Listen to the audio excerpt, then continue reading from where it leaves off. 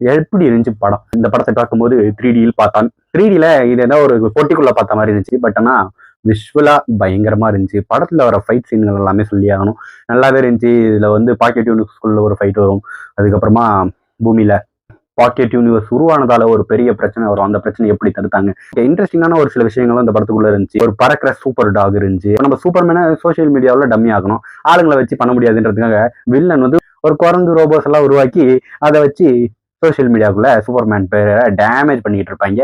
இந்த படத்தோட ஹீரோயினோட கேரக்டர் ரொம்பவே முக்கியமான கேரக்டர் அப்படின்னு சொல்ல மாட்டேன். ஓரளவுக்கு முக்கியமான கேரக்டர். அழகாவும் இருந்தாங்க. செம்மையா இருந்துச்சு அவங்களோட ஆக்டிங். ஹீரோயினுக்கு வாழ்த்துக்கள்.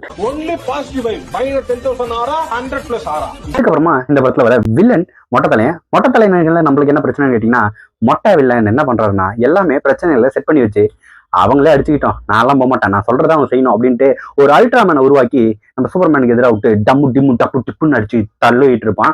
மொட்டை தலைங்கிட்ட பேச்சு மட்டும்தான் இருக்கு. வீச்சு இல்லைன்றதாலேயே நம்மளுக்கு வில்லன் மேல பெரிய இதுவே வரமாட்டேங்குது. அதனால சூப்பர்மேன் அடிச்சு போடியா இருந்தாலும் அப்படின்ற அளவுக்கே நம்மளுக்கு ஃபீல் வருது. பட் ஆனா நிறைய இடத்துல சூப்பர்மேன் அடி வாங்குறதுக்கு காரணம் மொட்டை தலைனும் அவன் உருவாக்கி வச்சிருக்க அல்ட்ராமேனும் தான் காரணம்.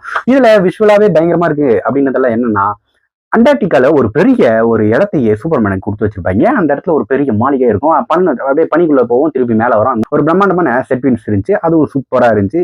விஎஃப்எக்ஸ் எல்லாமே பயங்கரமா எனக்கு ஒர்க் ஆச்சு. செம்மையா இருந்துச்சு.